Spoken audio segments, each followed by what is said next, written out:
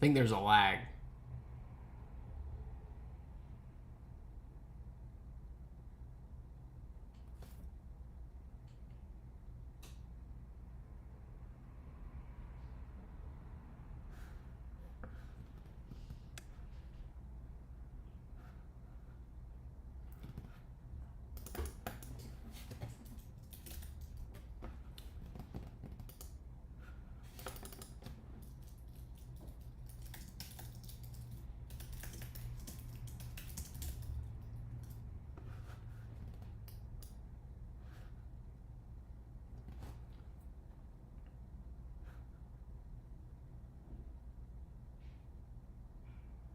So I've never done a live stream before.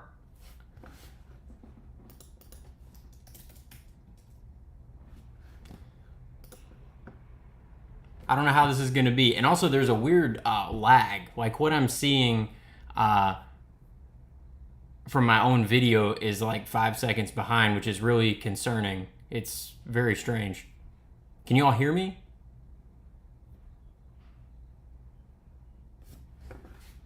I love you too, dog. I love you too.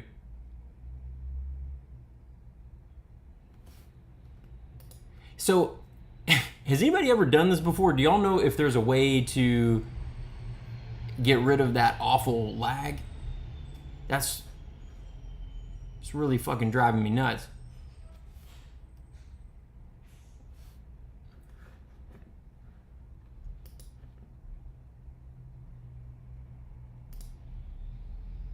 All right, okay, everything's working. Well, what do y'all want to talk about? I've never done a live stream before. Okay, so the lag's always there. Okay, that makes sense. Well, what guns has everybody... Horse BDSM? Yeah. There will be horse stuff, for sure. Oh, the PSA 57. Has anybody shot one of those yet?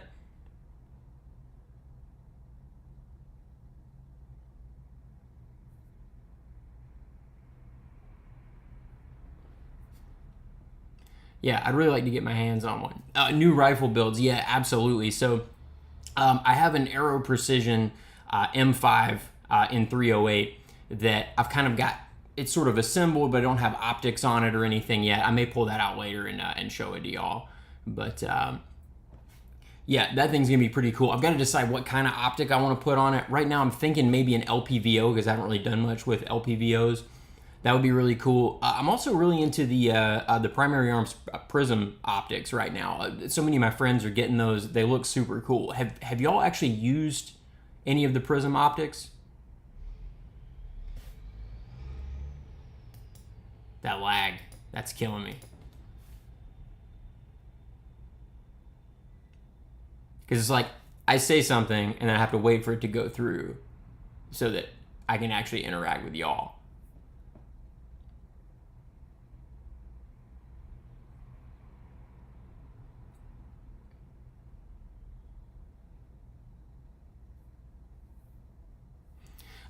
The PPS M2, yes, I have handled one, and I really like it. I like it for the same reason that I like the PPQ.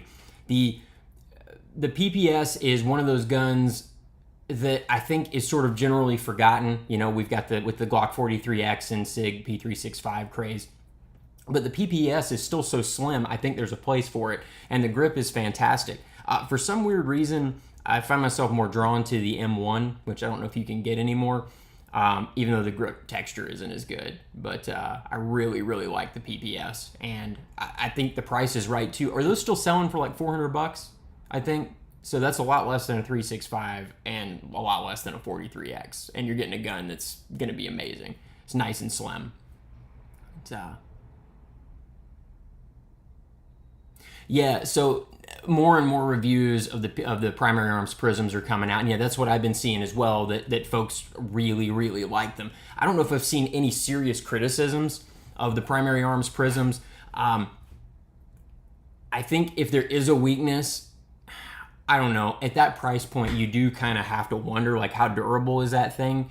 You know, I've got an ACOG right now, and the ACOG is indestructible. I'm not saying that I think the primary arms will have a problem. I'm just saying that I don't know. I don't know if they've been out long enough, and for $200 or whatever, we'll see, I guess. I could get my cheetah pajamas, but maybe later. Any collabs? Nothing that I can talk about right now. I don't like to talk about stuff like that until it's pretty much certain, or maybe even recorded, preferably. So nothing that I can discuss yet. Okay, so you mentioned that a lot of the folks that watch this channel like to be contrarians, myself included. Do we do that for good reason, or do we do that because it's just fun? I don't know, but I agree with you that the P99C, that's another one of those that it's really sad that it's gone. I was devastated when they discontinued that, because I think having the P99 trigger mechanism in a smaller gun, there's probably an argument to be made that makes even more sense than having it in the full size, maybe. I don't know.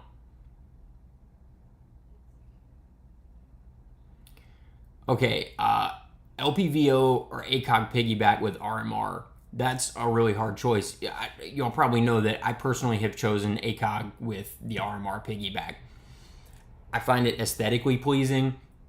I think that for me, in the way I would even use an LPVO, I would probably still have to have the RMR. I know myself, and I'm too stupid to work the little thingy on the back with the lever on an LPVO. I'm going to always want to flip it over to look through the RMR, so I'll probably still do that even with the LPVO. But I can tell you this, the ACOG, the glass looks better than any LPVO that I've ever looked in. No contest. And it has a massive field of view. There may be a few LPVOs that at 4 power have caught up in terms of image size. I don't know. I'm just throwing that out there. That may have happened, but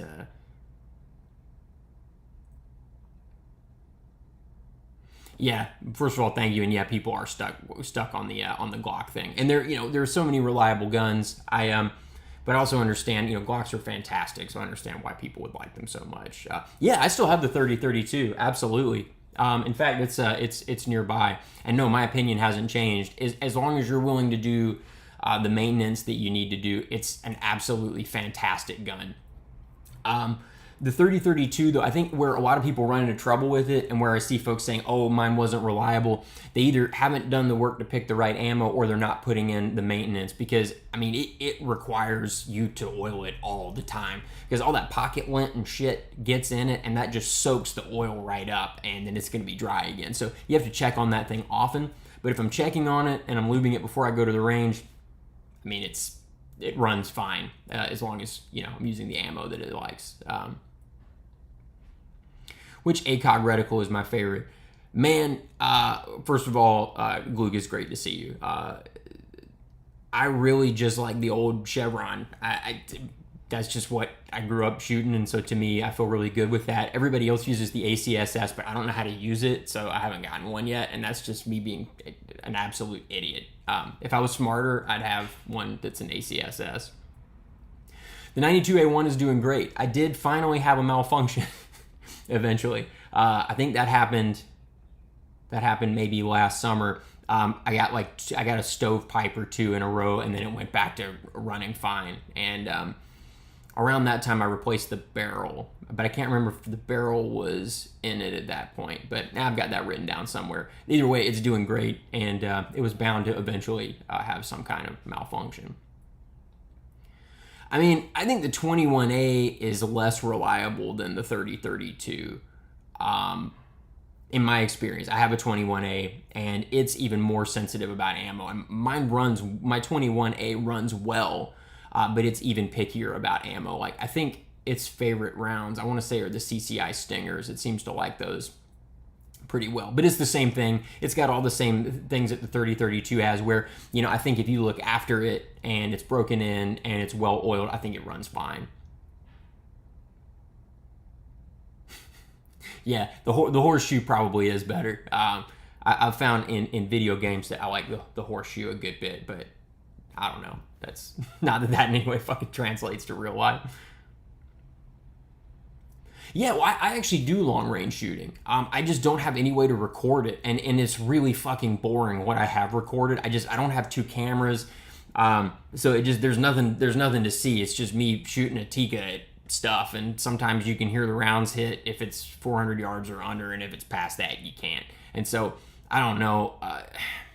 Maybe I need to buy another camera. Like maybe it's time. My setup is embarrassing. It really is, because I have all this audio gear and virtually no video gear. I film with my phone.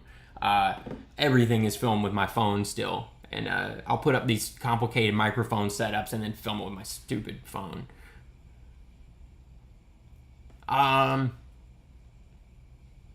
Any rifles that I'd recommend? I mean, I don't know. Like I like all rifles. Like, you looking for something competition oriented or just for shooting pleasure? I don't know. I enjoy just about any rifle that I've ever shot to some degree. Lately I've been shooting the Beretta APX a lot, and obviously all my arrow stuff. I don't know. Do you have a good AR-15? Everybody needs a good AR-15.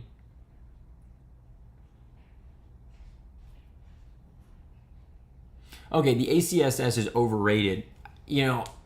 I keep hearing that that's the route to go, but because there's so much more info to read, so what's the primary benefit? Just having that extra info? I mean, I've never been quite certain why folks like it so much. I mean, it's really cool, but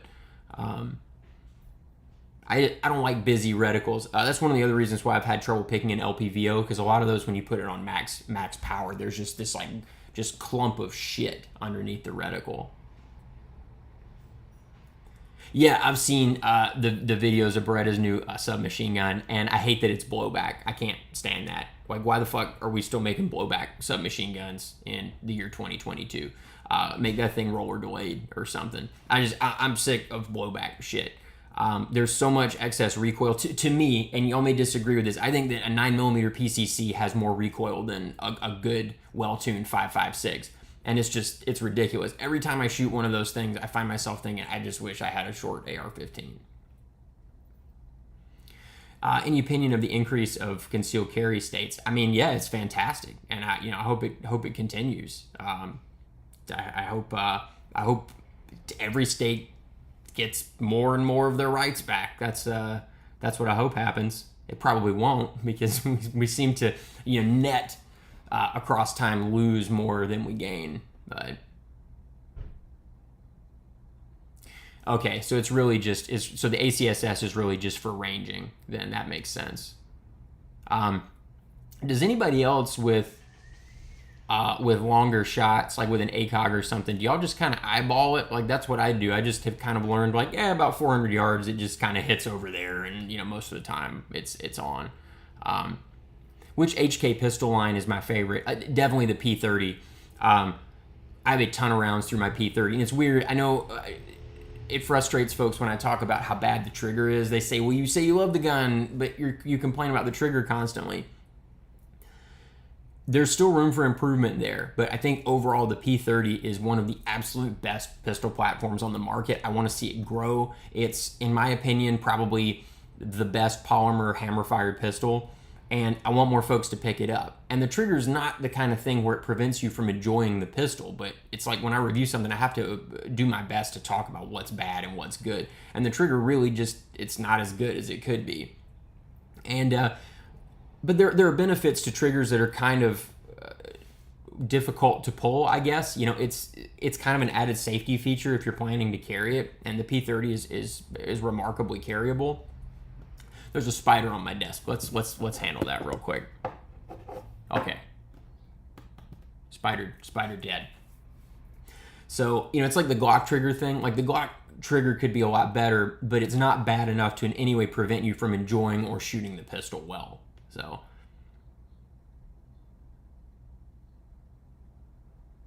I haven't been following that case. Which one is that? Somebody fill me in. I've been working so much lately, I'm not as aware as I should be of what's actually going on with gun laws in the gun community right now. I'm embarrassed to say. Yeah, that spider got fucked up. That thing it's no longer with us. An EDC video, I don't know. Like, I just think other people do that better. I think there are so many people that make great EDC videos. I don't think I can really add anything to that arena. There's so many people that are so much smarter than I am about EDC stuff.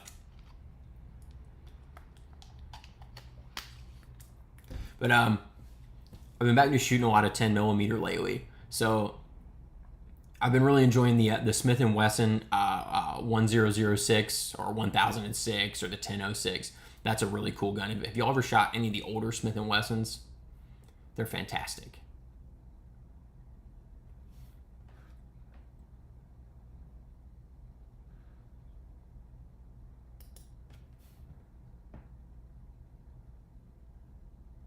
Yeah. I know that that's kind of how you're supposed to use the ACOG, and I think I need to spend some more time with it, trying to actually use it the way it's intended, instead of just kind of going, around that hash mark, it kind of hits that target at that range. I'm bad about that. Like my long range rifle, that Tika, it's got the Trijicon AccuPoint on it, the 5 to 20 power, and I'm really bad about just kind of doing a hold for everything.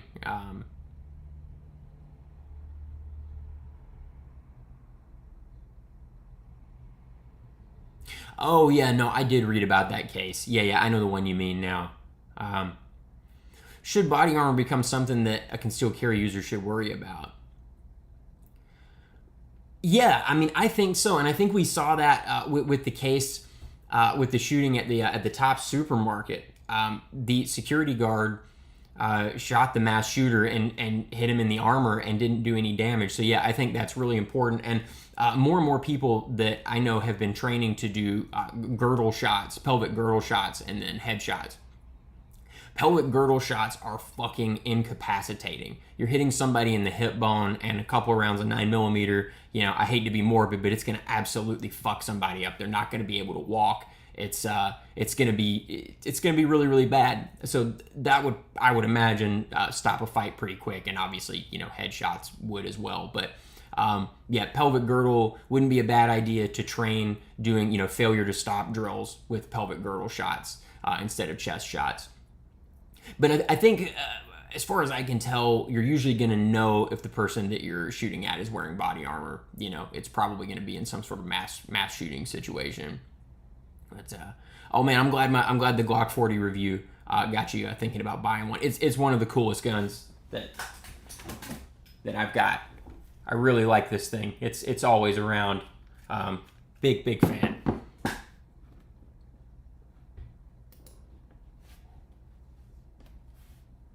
Oh, thank you. Yeah, talking to Tactical Girlfriend was really, really fun. She makes amazing videos. That was really, really fun. So, what do y'all think of 10mm? Am I ridiculous for liking this caliber so much? Like, is that completely insane? I'm just finding that it's not that much harder to shoot it than 9mm, especially out of a massive gun like this. So it's like, why not just go for that extra power? I don't know, maybe that's a dumb way of thinking, but you've got 15 rounds that are tremendously powerful in this thing. So, oh, interesting. So you've been actually training to do a pelvic failure to stop drills. That's awesome. So like, how many rounds are you firing before you aim for the head? Because I would imagine you'd probably want to fire 3 or 4 or maybe 5, I would guess. But I don't know. I'm not a doctor. I don't know how the fucking human body works. Hell if I know. But I'm trying to think what other interesting guns I have in here that I can show y'all. Yeah, the G40 is so fucking smooth. Like, that's the thing that you notice first, is because the recoil impulse is so long, it takes forever for that slide to get to the rear. There's no sort of snap. You're in complete control of the recoil. You can kind of guide it back down so easily, and the weight of the slide moving back down sort of pulls that muzzle back on target. It's really cool. Yeah, and that's another good point. You're getting 357 energy. The rounds that I like for practice right now, I think it's really important to train with ammo that's as hot as what you might want to carry. When folks buy target loads, unless you're shooting all the time, you're not necessarily getting the full experience of shooting your gun if you're using target loads. because there's a big difference in feel from like American Eagle target ammo to, well, Federal Plus P is a bad example because it tends to have pretty light recoil. But you guys know what I'm talking about. You know, I mean, hell, some of y'all I know for a fact carry like buffalo bore and stuff. That's a huge adjustment to make. So I think it's really important to get some really hot ammo for your whatever your carry gun is. But especially with 10 millimeter, make sure you're shooting 600 foot-pounds or above, because most of the time that's what your carry ammo is going to be. Yeah. Oh, okay. So 40 Smith & Wesson, to me, as somebody who shot it for a really long time, has a totally different feel.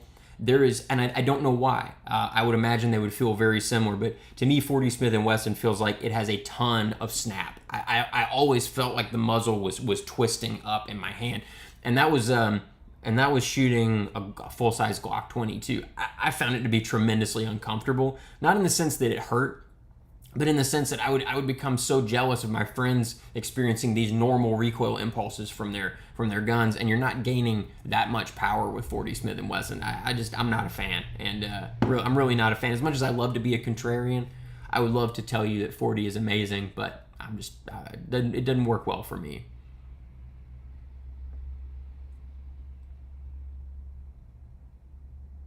Yeah, that's a good point, Luke. Like if you know somebody's wearing armor, just go straight for the pelvic girdle for sure. Yeah. Yeah, the 40 recoil impulse in a Glock, I don't know what it is. I don't know if it's the pressure curve. I even found 357 SIG to be a lot more pleasant than 40. But maybe it's this gun. I don't know. But I find 10 millimeter to feel a little bit more like 45. And I don't know if that's my memory coloring events, because I haven't shot 40 a lot in recent years. It could just be that I'm remembering it wrong. But well, I feel like the 10 millimeter has more recoil than 40, as you would expect, and I have two 10 millimeters here with me right now. The other one is the Smith, and I feel in both cases like there's more recoil than 40, but it's not as intense. It's more of a slow push rearward like you get with 45, and it's more recoil than 45, obviously. But yeah, okay. So James says he shoots 200 grain for the range and 220 jacketed hollow points for bears and miscreants. Yeah, that sounds great to me. Yeah, the 10 millimeter frame is different, and you're gonna get a long life out of this frame. I mean, it's in pretty good shape. I'm tempted to take this thing apart right now, but it's really nasty, and I don't want to get grease and shit all over my desk. But, yeah, full-size USPs do handle 40 a little bit better than other things. Like that platform, the USP has a really interesting recoil impulse. I think it's the dual springs. It has a very slow and gentle recoil impulse with every round I've ever tried. It is a damn shame that there is no 10 millimeter USP. It's a damn shame. And the 10 millimeter Glock frames, I'm really just not seeing the excessive wear that I thought I would. I've known people who had 357 SIG Glocks, and those just beat themselves to death. It just batters itself. I'm not seeing any of that here, so that's very good. Yeah, you could use the Glock 40 in self-defense for sure. I mean, like probably everybody watching this, like I have a shit hits the fan set up, and that's the gun that I would throw into my holster, and that's what stays attached to my belt. So I think it would be very good for that, for sure. Yeah, and I remember when everybody too was buying the smaller Glocks in 40, and I just didn't understand how they were shooting those. I found it uncomfortable enough as it was in a full size. Yeah, the old steel frame Smith & Wessons, man, there's nothing like it. That is just it's so good, so good. So you've got an excellent trigger. You've got these beautiful adjustable sights. This gun has a lot of sentimental value to me as well. This is something that I'll keep for the rest of my life. But in addition to having a lot of personal significance, this is just an outstanding gun. It's a beautiful piece of machinery. It really is. Yeah, I'm one of those fucking weirdos who I make up my bed most days. Yeah, that's right. I'm one of those people. But So who here at one point shot 40 for a long time, like for a couple of years? And what did you think? Did you also get to a point where you were completely sick of it? Or is it just me? And also, who wants to see a review of the 1006 at some point? Yeah, it's really nice to slide into a made bed. You know, there's nothing quite like it. It makes you feel good when you get home from work every day. It's the best. If you don't do that, you should try it. It'll make you feel good. You'll feel more like people at the end of the day.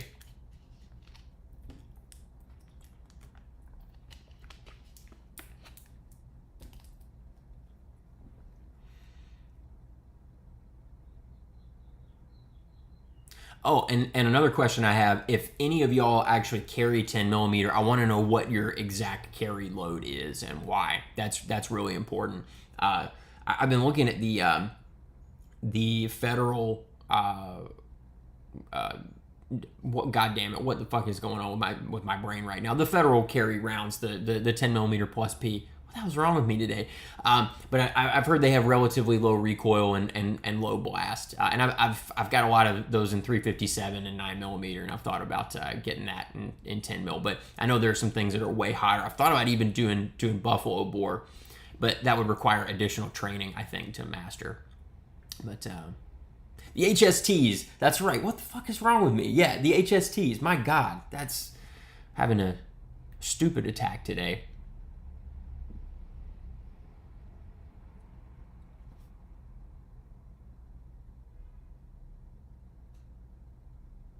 Oh, it was my pleasure. I hope that actually helped you out with the P10C. I tried to give really as close as I could to objective help there. Oh, the 220 grain Underwood. Yeah, that is a really good choice. Underwood in general is, I feel like, an underrated option. Underwood makes some really, really cool stuff. Have y'all shot the lighter, like solid copper rounds that they do? That would be really cool to try. I enjoyed looking at some of the ballistic tests on those when they were new a few years back. That was cool. Oh, by the way, if anybody's considering getting an old Smith, finding magazines for these is tremendously difficult. I had to do some wild shit to get enough magazines for this thing.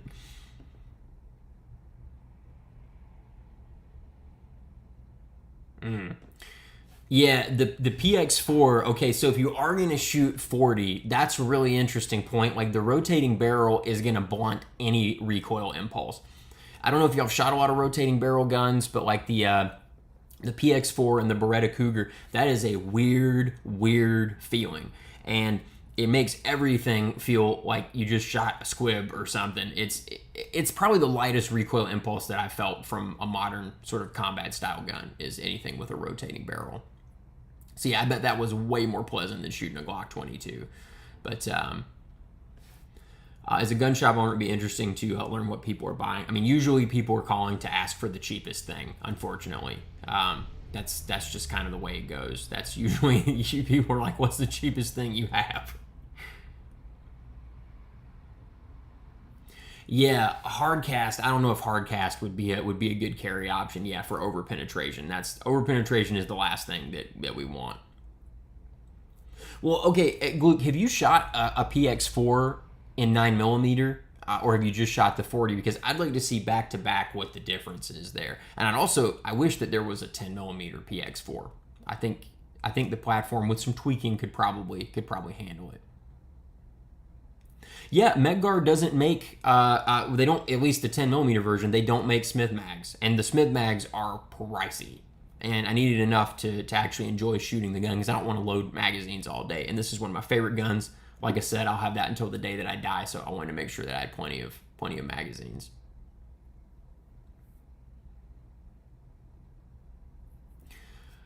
Yeah, okay, so 40 and 10 millimeter are not a big thing in Europe. That's really interesting. In Europe, do y'all mostly just shoot 9 millimeter? What else do you see at the range when you go?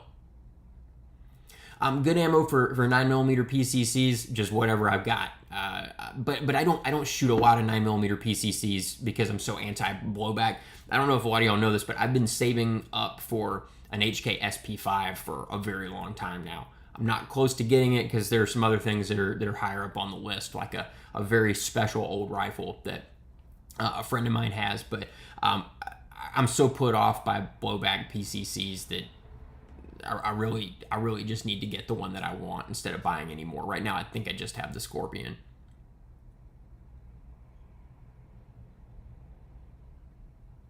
Oh, so you felt like the PX4 had more muzzle flip than you anticipated. That's really interesting because I find it has a lot less. The recoil impulse almost does like this Z-shaped wiggle. It almost goes like that in my hands. I feel like it's very strange, but I really like it once you get used to it. I'll remind you of your buddy. Well, he needs to make a YouTube channel too then.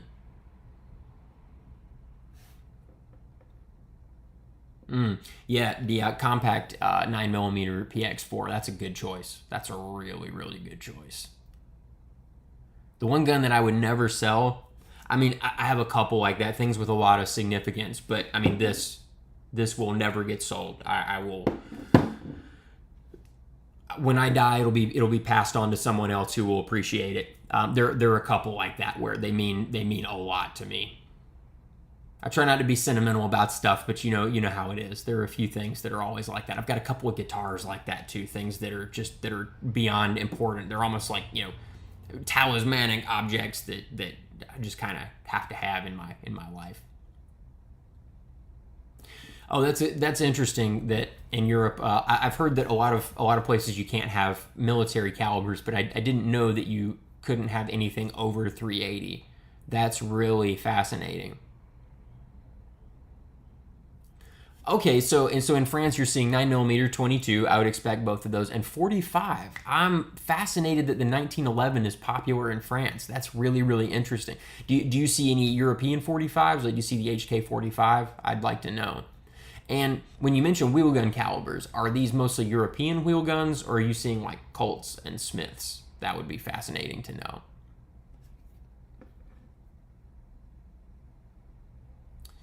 The PX4 Type C. I have not tried Beretta's sort of LEM system, but I would really, really like to. Yeah, I agree. I think one of the weaknesses with the APX is that when we look for a Beretta, we're looking for something weird, right? We want a rotating barrel or a falling locking block, like with the 92. I think that when you just get a standard Browning lockup, while there was probably some market for a standard Browning lockup from Beretta, most of us who are Beretta aficionados, we didn't want that. I would have much rather it had been a striker-fired Beretta with a rotating barrel. Sign me up. I'd have two. Yeah, there are way too many FUD gun channels, and just gun channels that are just bad in general. The recoil impulse on the Scorpion fucking sucks. It's hilariously bad, and that's going to be controversial. Whenever I say that, somebody always says, well, just lift weights and you can get used to it.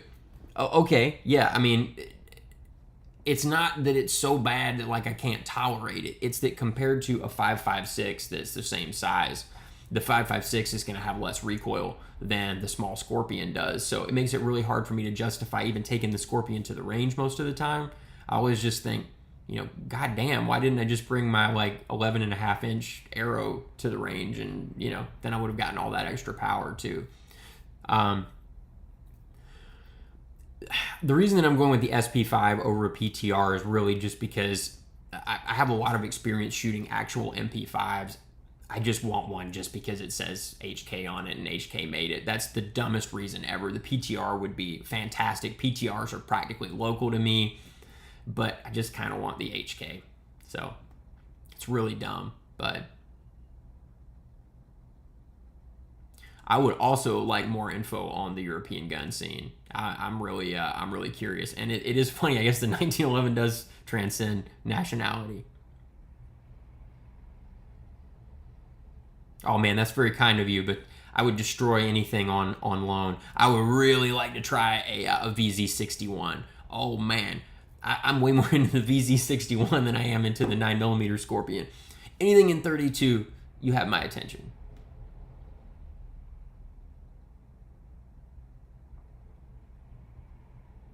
Yeah, I don't understand that, like, more power, just lift weights. Like, why would you not want something that was easier to shoot and gave you the most performance gains? That's what I'm always looking for, is to maximize performance. And regardless of how fucking swole you might be, if you're swole, you're just going to have an easier time controlling the gun than somebody like me will. So enjoy the benefits. Enjoy them.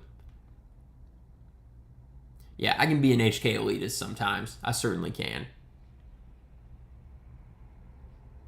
Oh, that is fascinating. So apparently a lot of US guns are still cheaper than guns made in Europe.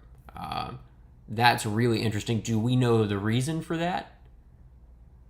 And yeah, full auto MP5s, there's nothing like it.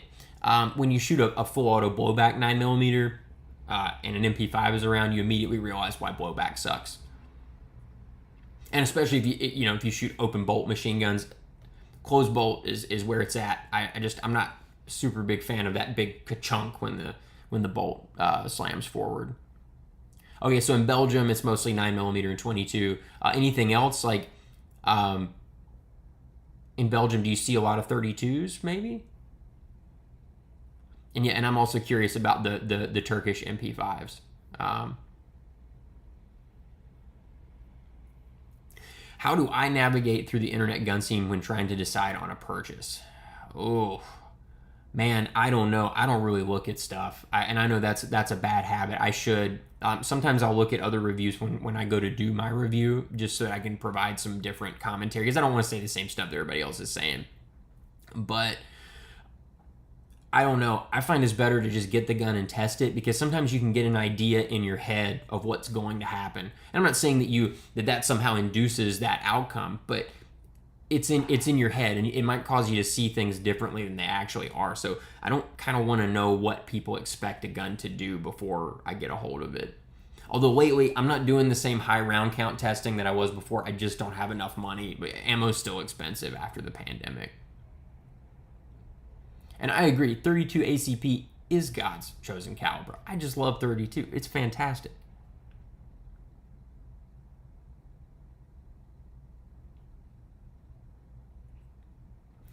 Yeah, FN stuff is really expensive. Like I've got a 509 tactical, and they're so expensive. I don't understand why it's so expensive. Like, it's a great gun. It's made locally, but it's not worth what it costs. Just throwing that out there. It's really not. That gun is worth $600, in my opinion.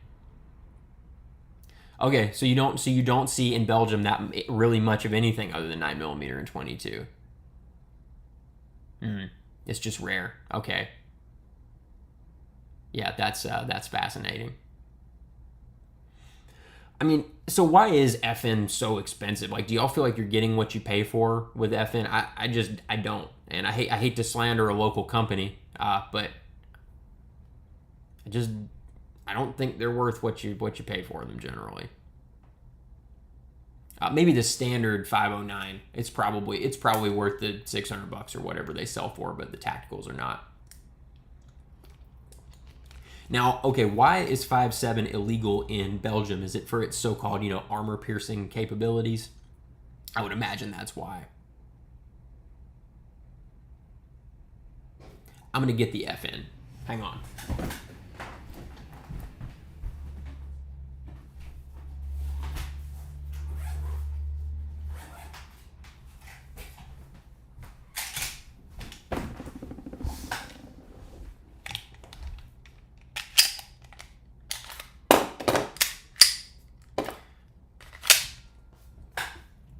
All right, so this is what makes this gun feel really mediocre to me. It's something about this grip texture and the trigger. This trigger is weird, so it's like creaky. There's like some weird like stuff that your finger runs into. Ugh. And then you hit the wall. The wall's kind of stiff, and then there's some creep. And it feels heavy too. It feels like it's about 6.5 pounds. A lot heavier than like a stock Glock for sure.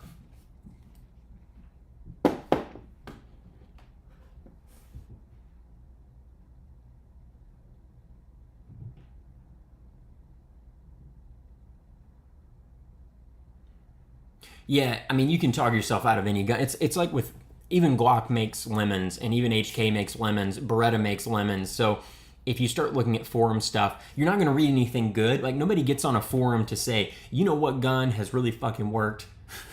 This gun of mine, this Beretta, it has just worked and worked and worked. That's my forum post. You're not going to see that. People are getting on forums because they've got a lemon and they've reached their wits' end and they can't handle it anymore, and they're on a forum bitching about it, just hoping that someone will listen to them and validate this terrible experience that they've had. And so, for that reason, you can't base your whole purchase on that, because that's not indicative of the overall guns that are in the marketplace that are actually out in the wild being shot. Yeah, and a lot of the FN stuff, those are for collectors. Yeah. You're absolutely right.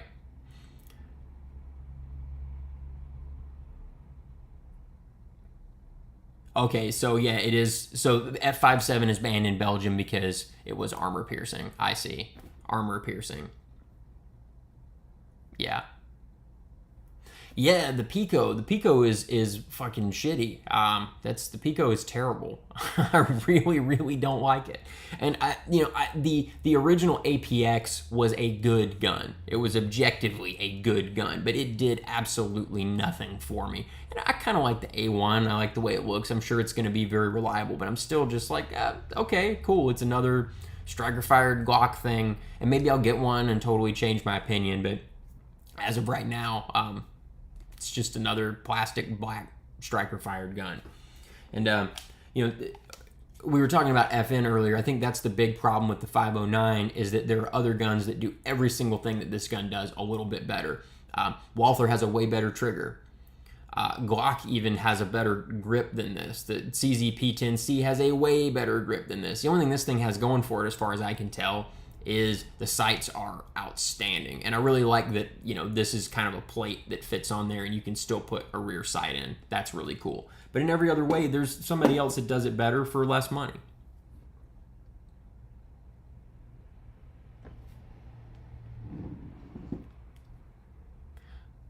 Oh, so y'all are good with 5.56 in France. That's cool. And and yeah, Tom, we're talking about black striker fired guns again. That's just, I feel like that's just what everybody wants most of the time. But I'm here for 32. God damn it, I want to talk about 32.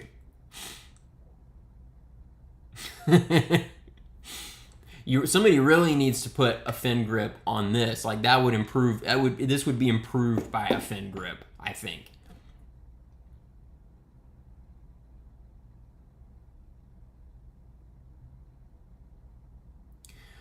Oh, that's interesting. So FN openly says that they don't care about marketing the pistols. Huh, that's fascinating. Does anybody have a source on that? I would just like to read it. I'm not doubting you. I'm just curious. But that's really fascinating. So maybe that's why they don't put much effort into them. I mean, they're designed here in town. Like I know people that work at the factory, and I've always wondered, why not put a little bit more effort there? Like if it had just a spectacular trigger, it would at least have that going for it. If it had a PPQ-esque trigger, maybe. Wow, thank you. That's high praise. Goddamn, I really appreciate that. Yeah, right now my schedule is crazy. I work 7 days a week, and I don't have nearly enough time to upload, and it makes me sad. I wish I could give y'all something good every week, but I just can't. That's one of the reasons I'm trying this live stream, is just so that I can always sit down for an hour a week and talk with y'all if that's something you're interested in. But those videos, the big review videos, take a very long time to make. I have to do research. I have to go shoot the guns a certain amount. I have to film that. I have to film the void footage, film all the desktop stuff, and the editing is what takes forever. The editing just kills me. Yeah, the FN Optics plate system is really good. Yeah, it is really good. Oh, the CZ50? Yeah, that's cool stuff. Okay, so Gluck brings up that the APX released with the chassis system, but if you don't have any sort of market support for a chassis system, does it even matter? Is that just wasted manufacturing? Because yeah, Beretta put out the different size grips, but if everybody hates the grips, what does it matter? Like with the SIG 365, there are all of these aftermarket grips. John, the Practical Tactical Minimalist, has shown me his. They're so cool and they look so comfortable. For the APX, it was like, here, you want a smaller one? And I think that was probably what was going to happen. That's what's going to happen with the A1 most likely, is very few people are going to make any additional grips, and it's just going to be the same thing where it's like, do you want a smaller one or do you want a bigger one? You know, that's, yeah.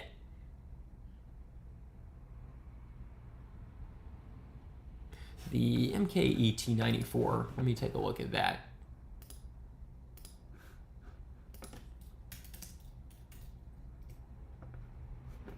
Oh yeah, it's got the old style grip. That's another reason I like the SP5, is it has the more modern grip. The older SP5 or the older MP5 grip with the finger grooves doesn't feel awesome to me, because it's kind of slim this way, and then it's kind of wide. I don't know, what the fuck am I talking about? It's kind of wide this way behind the finger grooves. It just doesn't feel that good to me for some reason. I do like the newer no finger grooves flat SP5 grip. I don't have the Super Duty. Those are really, really hard to get. Really, really hard to get. Yeah, I gotta work BDSM horse into this format for sure. Yeah. Oh yeah, and that's the Turkish SP5 that we were just talking about.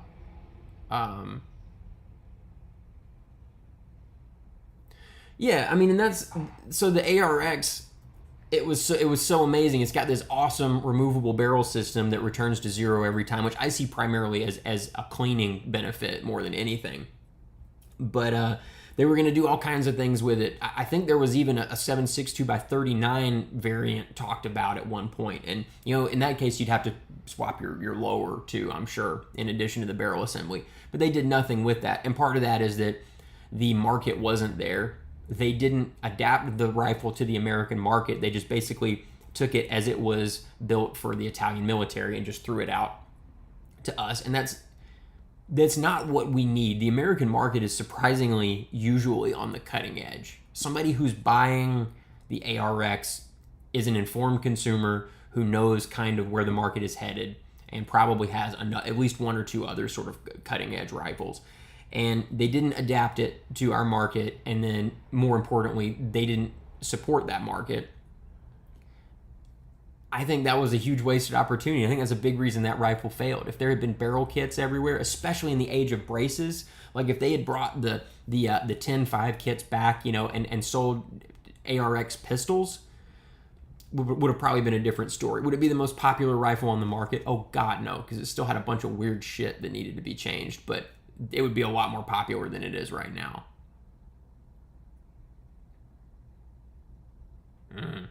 Yeah, I've seen the Blim Super Duties. Yeah, I think Brownells has had some of those.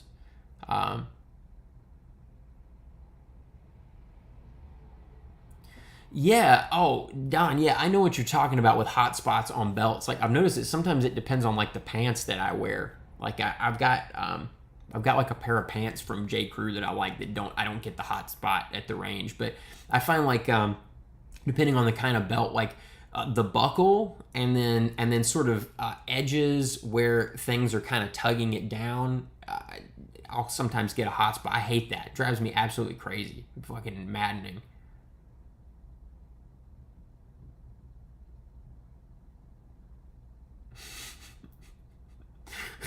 Yeah, somewhere right now, someone is building their 15th a PSA rifle, when if they had just taken that money, they could have had like two other excellent rifles instead. But, you know, some people just compulsively buy things, I suppose.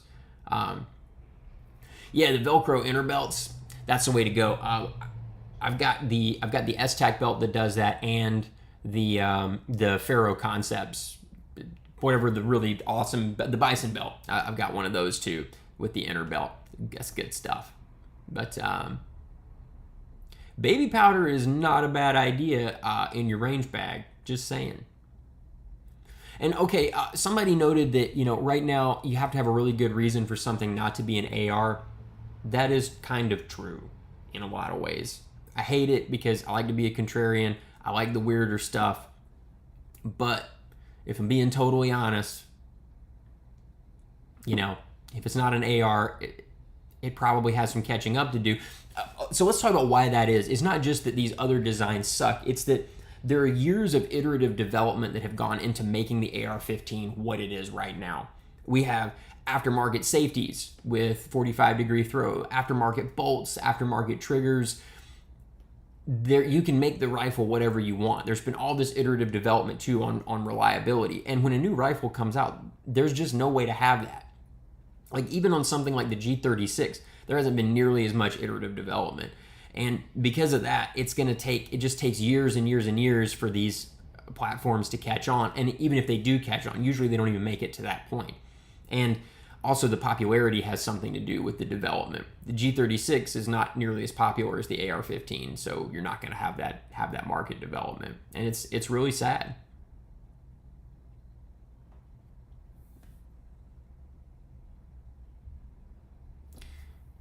Yeah, and the AK is a weird case too, because I feel like there are so many variants. You have to be really careful when you buy AK stuff that it's even gonna work. I ran into that when I was doing my PSA AK project, which I am still gonna do. I've not abandoned that, but I'm trying to figure out how to approach it because AK people are so fucking weird. They're different than AR people. It's hard with AK people to sort of constructively talk about the platform. I've got to figure out how I'm going to do that. I haven't quite nailed down what the angle needs to be there, and that's really important to me.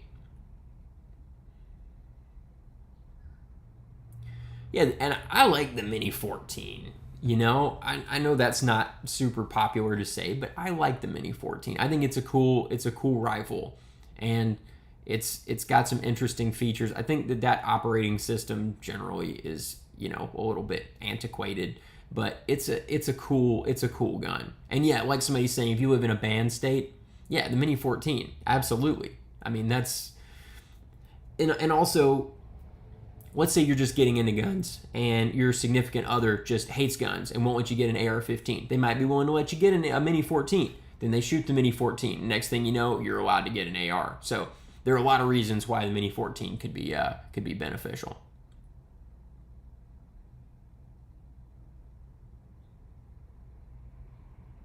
Yeah, don't buy an AK if you can assemble an AR. Yeah, that might be true. That might be true. An AK is a project. I'll tell you, an AK is always a project. An AR-15 just kind of all bolts together, but AKs, that's an ordeal sometimes.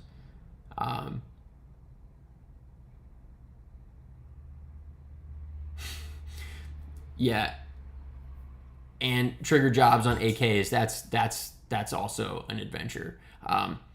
I had to even putting the ALG trigger in my AK, I had to do some weird stuff to get it working. Like at first it wouldn't reset, and I had to figure out what was going on, and then I had to file a little bit here and add some extra lube there, and then eventually it was like, yeah, I'll consider resetting and being a normal trigger.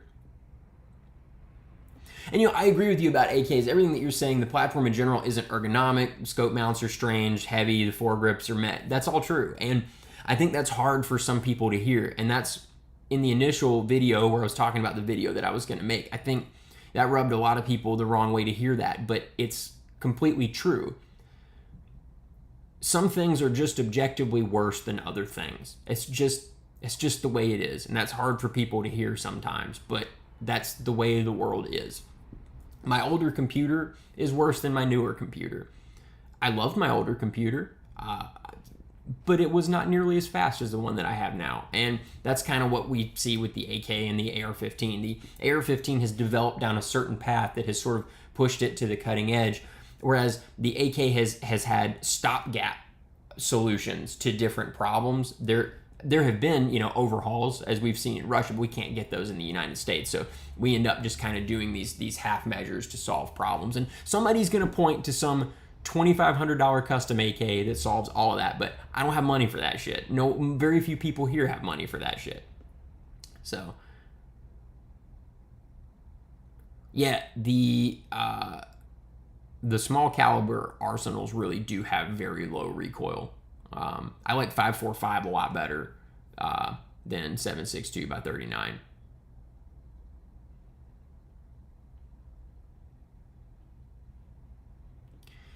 Yeah, well, and that's okay. All right, so Nick pointed out mil-spec ARs run like AK people say AKs do. This is going to be really fucking controversial. So, when I made the PSA AK video, a lot of people felt like that was like my only AK experience. It's not, far from it. And God, this is going to really piss some people off. But I've found that though in certain environments the AK works way better, overall, I think the AK or the AR-15 can actually be a more reliable platform under some circumstances. And for that reason, I think for where I live, I think the AR-15 makes more sense even on the reliability front. That's going to drive some people crazy, but that's been my experience. The AK has all these holes and ingress points just for shit to get in there. The AR-15 is such a well closed off system. The way that I'm using it, the AR is going to actually work slightly better in my experience.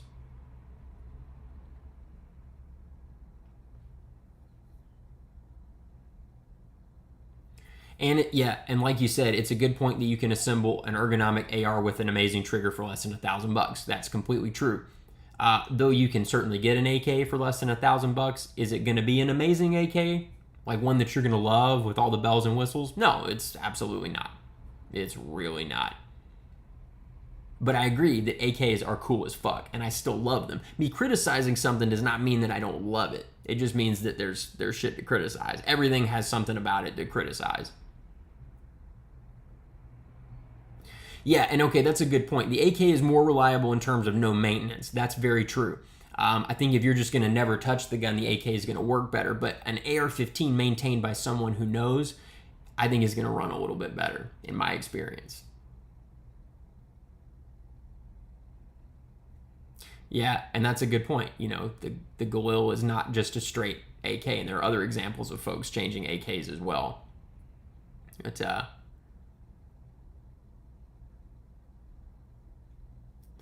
okay, so when you mention ARs in Belgium, are you talking about American ARs? Like, are you talking about HK stuff? I would be curious to know if you're talking about the MR556 or something like that instead. Like, I know, Don, if you don't mind me saying, I know you got an Aero, but what does anybody else in Europe have an Aero Precision or something like that? I'd be curious to know.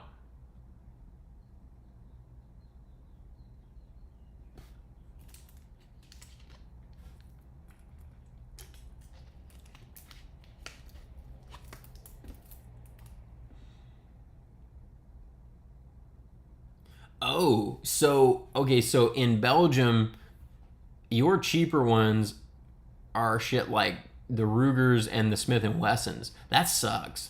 I'm really sorry because that stuff here is super cheap. The Rugers and the Smith and Wessons are nice. I'm not saying they're bullshit or anything, but it just sucks that you'd have to pay 1,200 euro for like a just sort of bog standard Smith and Wesson or Ruger. That really really sucks.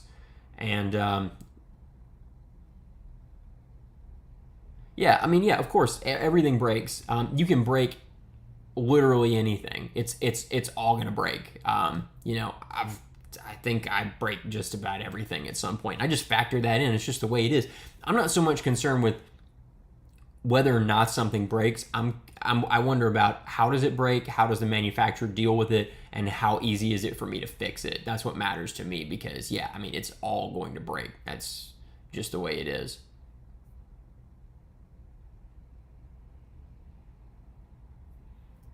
Yeah, so I've seen the Schmeissers. Are the Schmeissers piston or DI? And I've been curious about that. God, y'all pay 1,400 euro for arrows? Jesus Christ. Wow, that is painful. So I guess at that point, it kind of eliminates all the benefits of buying an arrow, right? Would you still consider an arrow at that price, or are you just going to buy like an HK or something?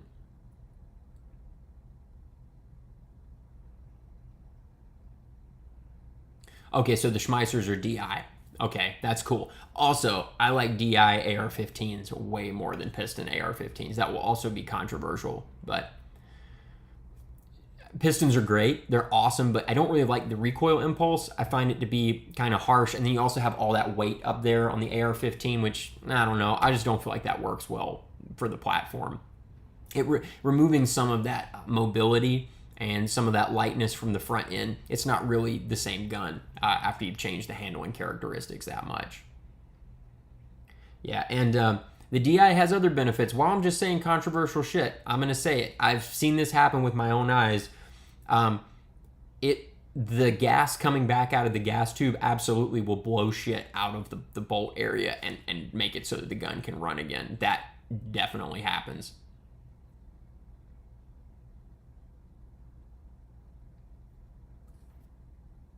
And, you know, I have piston guns. Like, the ARX is a piston gun. But with the ARX, somehow they figured out how to not make the recoil impulse quite as sharp. And it's also, because it's got that pencil barrel, there's not a ton of weight up out front. Because usually with a piston AR-15, you're getting a military profile barrel and the piston up front. And that's a ton of weight hanging off the end of it. Yeah, okay. So you said just soak the AR and it'll blow out the lube it doesn't want. That is absolutely true. And that is that ARs is, I've basically quit cleaning one of mine. I just add more lube. You can't really over lube it because it just falls out or it shoots it out the side of the gun. And you can get them to run for a really fucking long time without cleaning them if you just oil it pretty frequently. And I mean, I'm talking a long time. I haven't cleaned one of mine in 2 years, I think.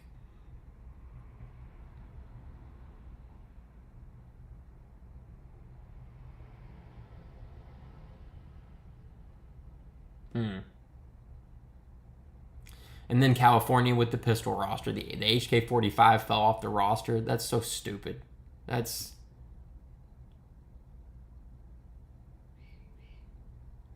Okay, so in France, the MR223 is 2,500 euro. So, I mean, I guess that's... What do we pay here? 3 grand? Feels like they're 3 grand. Maybe they're more.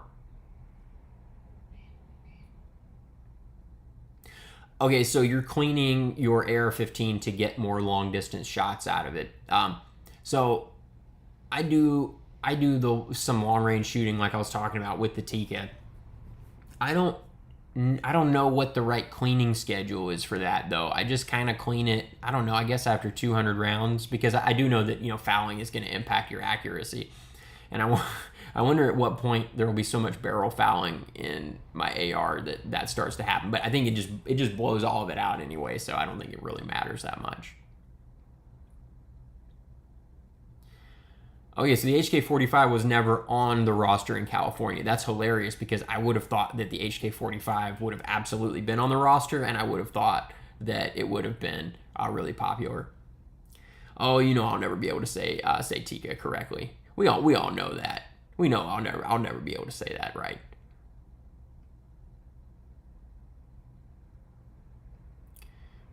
Has anybody bought a Gen 3 Glock? Like, have any of y'all, like, I mean, not recently, have y'all ever walked into the gun store and been like, I want a Gen 3 Glock? Or is it really, are they purely just for California, as was suggested?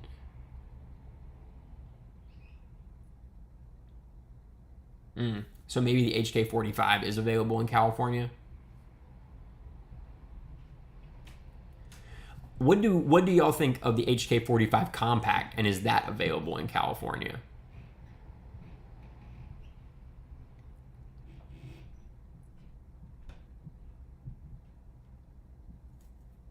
Yeah, some people do just prefer the Gen 3.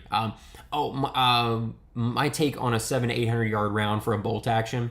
Well, right now I'm shooting 308 because I bought my gun before the 6.5 craze, but I can't help but feel like, oh, we got some weird spams there.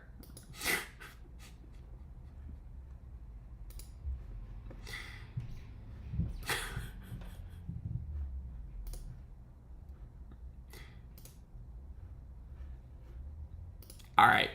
All right, got that deleted there. So that was I got my 308 before the 6.5 craze. Now I would go 6.5 for sure. It's just I was resistant at first, but it's just undeniably superior in so many ways. I just think that most people are going to be happier with 6.5. 308, there is kind of an arc. At a certain point, you're really just kind of sailing them on in there, and with 6.5, the trajectory is a lot better.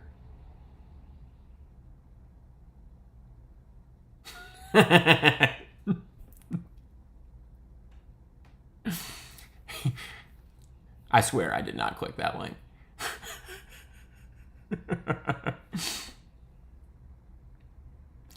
Barrel life for 6.5, I don't really know. That's a good question. I mean, I guess that's another reason that 308 is nice, because I know I'm going to get... I think most people for the Tikas, and I know I'm saying it wrong, I think most folks are saying they get about 3,000 rounds out of those barrels. I don't know if the 6.5s are similar or what. I would hope they are. I'm probably going to... My next long-range rifle is probably going to be a 6.5. So... Yeah, 338 Lapua Magnum. Oh, if only. I wish I had the money for such rounds. Yeah, that link would give you a fucking ultra virus. Like, that wouldn't just kill your computer, that would kill every computer in the room with your computer.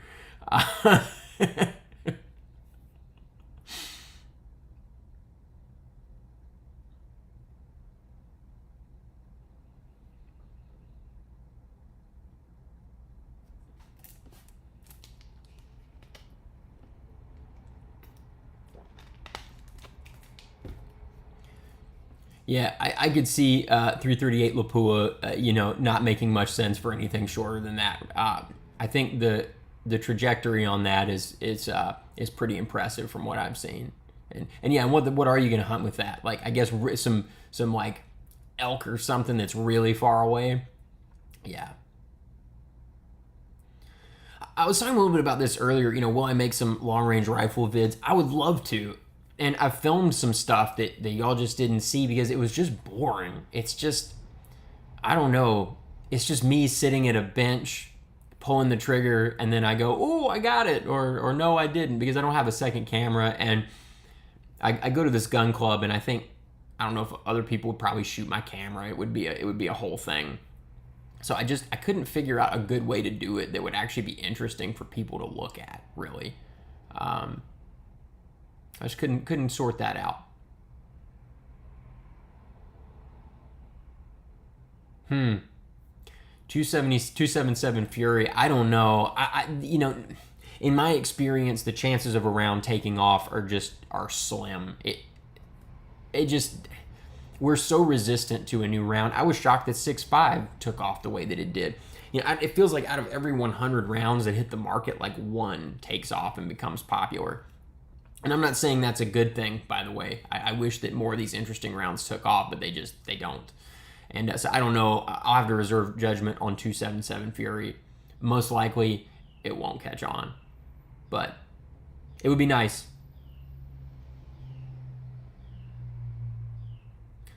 I don't think there is a non-Patreon side to Discord. Folks who aren't patrons might be able to get into the general channel. But anything past that, I know is locked. Oh, and thank you for watching the Glock 19 video. I really appreciate that. Yeah, well, like 224 Valkyrie. Yeah, that's another great example. I would have loved for it to catch on, but it's already gone. And 327 Federal is interesting because that's a round that has kind of hung on by the skin of its teeth for years. And me and John talk about that round pretty regularly. I think in a small revolver, that probably makes a lot more sense than 357 Magnum. And I want to get a 327 Federal revolver to do some testing with. I think that any 32 caliber round has some promise in a small gun. I'm optimally looking for something that I can shoot almost as fast as possible and is going to have the maximum amount of power while maintaining that speed. So I think there's some benefit there for sure.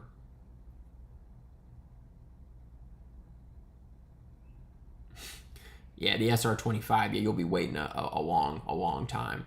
But and thank you. I really appreciate you watching. Seriously, that means a lot, and it's crazy to me that people actually watch these fucking awful videos.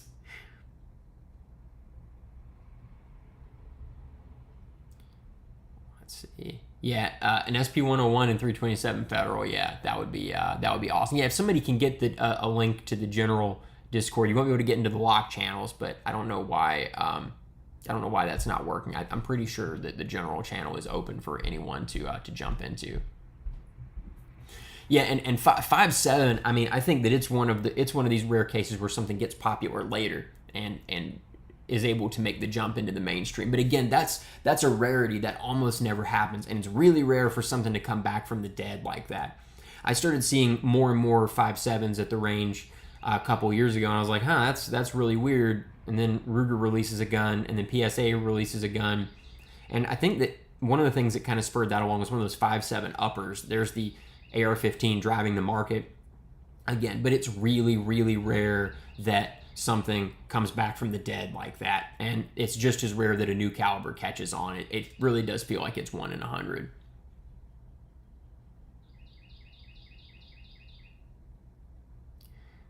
The HS2000. Are we talking about this the Springfield XD? I think the Croatian version is called the HS2000. Realistically, I'm probably not going to get an XD. I wish I was more of a fan, but I'm not. It's something of a running joke on the channel. But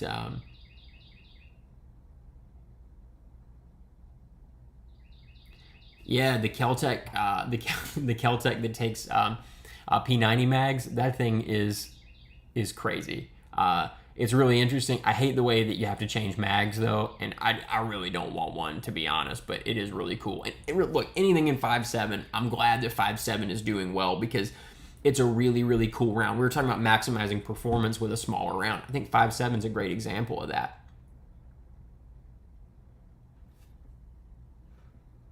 Why don't I like the XD?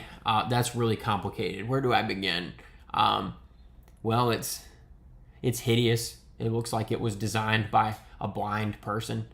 God, I can't believe I just said that. It's so hideous. I don't like the way it shoots. It's made kind of cheaply, and I'm not knocking Croatian manufacturing. I'm just saying that I think the XD should be at a different price point. I think they should sell for $300 or something like that. They're pretty reliable, but I've seen some of them have problems at the range. And then it's like they've had so many opportunities to make that gun less hideous, and they just don't take those opportunities. And then of course, yeah, it has a grip safety and all that stuff. I just don't get the XD really.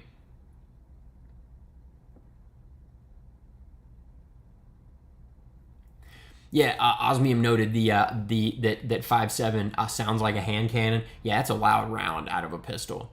It's got that's got a lot of muzzle flash at the end. It's really cool though. I like it. I enjoy that feeling. Is you expect more to be happening with the gun after you pull the trigger based on the way it sounds, and then it hits the target relatively hard too. It's cool. Yeah, and by the way, if you like the XD, I'm in no way shitting on your choices. Like I wish that I liked every gun, but I'm one of those people who I enjoy ragging on things. It's fun to me for some reason. It's sick, but I really like it. Yeah, oh, so there's a Rock Island 5.7 too. Am I satisfied with my PSA AK? No. I don't know if y'all know the full story there, but when I first got it, the piston rod was crazy bent. I mean, it was droopy. It looked like it was having boner trouble or something. Like it needed to go to the PP doctor. It was just all kinds of bent, and I had to wonder how the fuck did that even happen. I mean, it seemed to run, but I was wondering how long is that going to work? And then there was something else. Oh yeah, the top cover was so wiggly that optics wouldn't maintain 0, and so it had to go back to the factory for both of those things. And now it seems to run okay. I've still had a couple of malfunctions here and there, but that's probably because I modified so much stuff on it. I don't know if that would have happened had I not changed so many things. Although when the malfunction happened, I think I'd only put a new handguard in it and a new trigger. So I don't know. But yeah, PSA, you know, the fact that that came out of the factory looking like that and nobody noticed it makes me question some things. Like that's another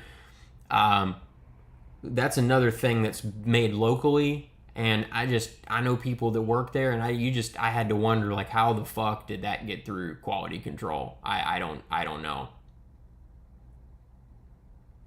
Yeah, so I'm like $800 more into an $800 gun. I managed to make the PSA AK like tremendously expensive somehow. I put like a fucking mod light on it because I'm an idiot. Don't do what I did, kids. Don't be me. I like the Zastavas. Some of those have passed through the shop, and personally, I think the Zastavas are great. I haven't, gotten to shoot them as much as I would like, but they seem to be really well made. Why are Henry rifles so hard to find these days? That's a good question. I'd like to have a 4570 Henry with the side gate. That would be really, really nice. Yeah, that's true. I can take the mod light back off. I don't know what I'll do with the hand grip. I don't know. Maybe that gun will turn into something great. But so what I finally did is I bought a Holosun, because everybody's always telling me I need to get a Holosun. So I finally bought a Holosun. I bought the T2 clone, and I put it really far up on the rail, because even though they replaced the rail on my PSA AK, it still got fucking wiggly again after I shot the gun. And I mean, it got really wiggly. And you could kind of pop it down and you'd notice your zero change, and then it would fire and it would pop back up into place. Really, really annoying.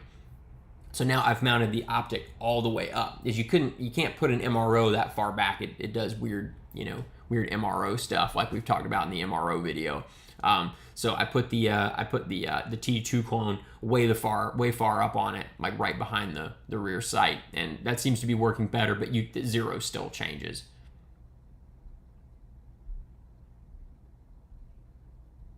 Yeah, and Don, I kind of end up doing that to my arrows too. Like, they start out as totally reasonable rifles, and next thing I know, there's an ACOG on it and an RMR and a mod light, and I'm like, how the fuck did this happen? How did this happen to me? And yeah, you're right. Like, the PSA AK is probably not going to get any better. It's probably still going to have a wiggly top rail that drives me crazy. And okay, somebody's going to say, mount the optic further forward on the gas tube. That just does not work for me. I don't know what it is. I'm not fond of that, because having the red dot that far forward, if you're trying to shoot in weird positions or something, you just can't find the dot. You have to be perfectly sort of aligned at that point to be able to find that dot. Do I think the FNX 45 Tactical is equivalent to the HK version? Well, I've shot both. I've shot the HK a lot more because I own that one. I own both the 45 Compact Tactical and the full size. And I prefer the shooting experience of the HKs, but it has always pissed me off that the HK capacity is only 10 rounds. It's dumb. But the HK has a better grip. The triggers are probably equivalently kind of meh. But I think the HK is a better shooting experience overall, but the capacity does really piss me off. The HK is cheaper, though, these days. A lot cheaper. I remember I don't know right now, but after HK did the price drop a couple years ago, you could get an HK 45 Tactical for, I don't know, $800 or $600. No, not $600. Between $750 and $800 on Gunbroker. So.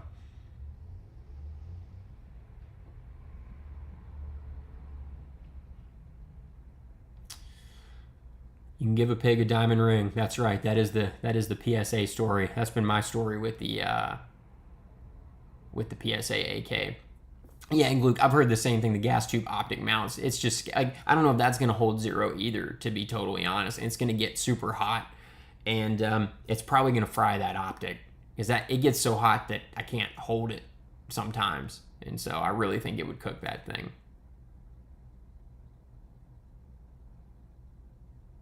That sucks about the Arrow trigger. I hope Arrow's not letting QC stuff slip by because they've been so popular. I really hope that doesn't happen.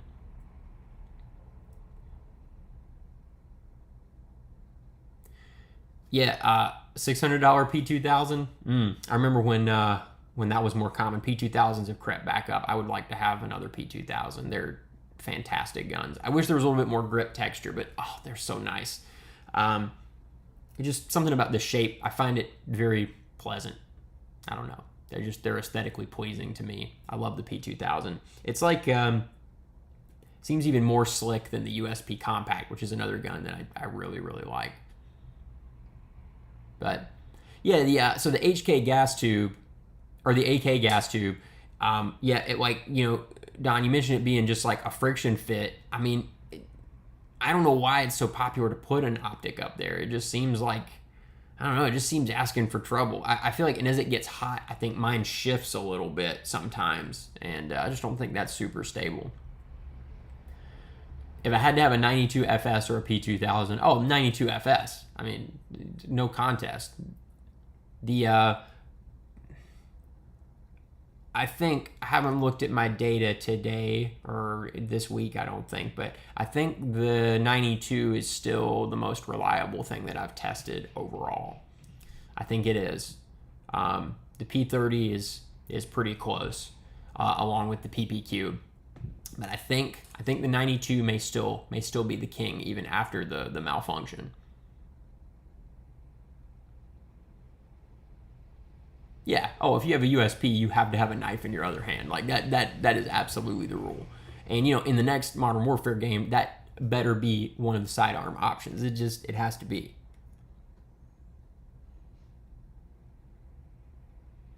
Yeah, the rails are too heavy.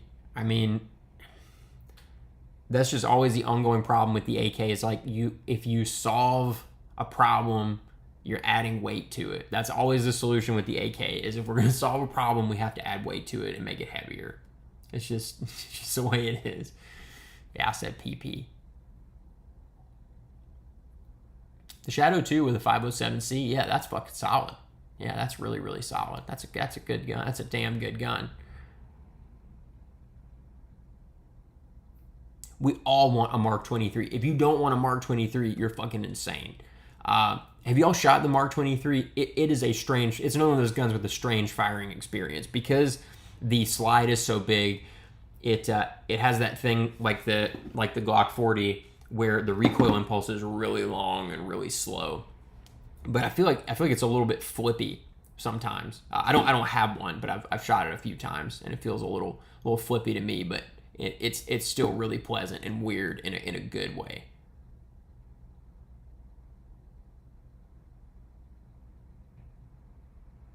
Yeah, Don, that's true. The AK is just naturally heavy, but you can get an AK up to like 10, 11 pounds real fucking quick. Like before you know it, you've got a 10-pound gun. You look at it the wrong way and you've added 4 pounds to it.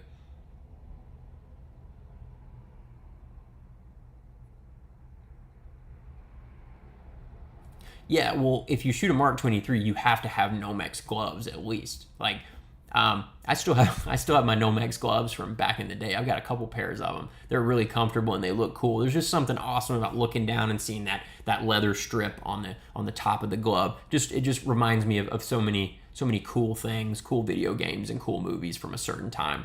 And I still think they're very comfortable shooting gloves to this very day. I don't know if you can stop the slide on a Mark 23. I don't know. Yeah, it's not me. They say the camera adds 5 pounds. Sometimes I look at my range videos and I'm like, well, how many fucking cameras were on me? Yeah, the pre-GWAT operator look is something else. I'm a big fan. Anybody who played like Rainbow Six or something kind of remembers that. That was good times and cool stuff. Yeah, just put your thumb on it. That stops it. Yeah, the M9 Hush Puppy, the CAC Hush Puppy, that thing is super cool. Is there like a commercially available modification? Like, will somebody do that mod and sell you? Like, will CAC sell you that can? Because I would really like to try that out at some point.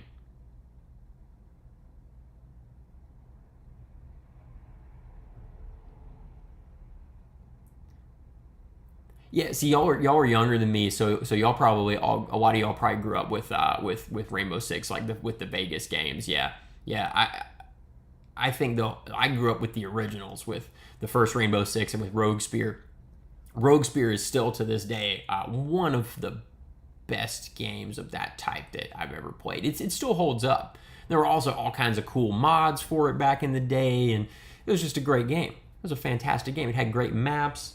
Sorry, my phone's ringing. It was just, that was a really, really good one. But yeah, some of y'all. So well, yeah, I mean, of course, some of you are gonna be older, but I know a lot of you are substantially younger.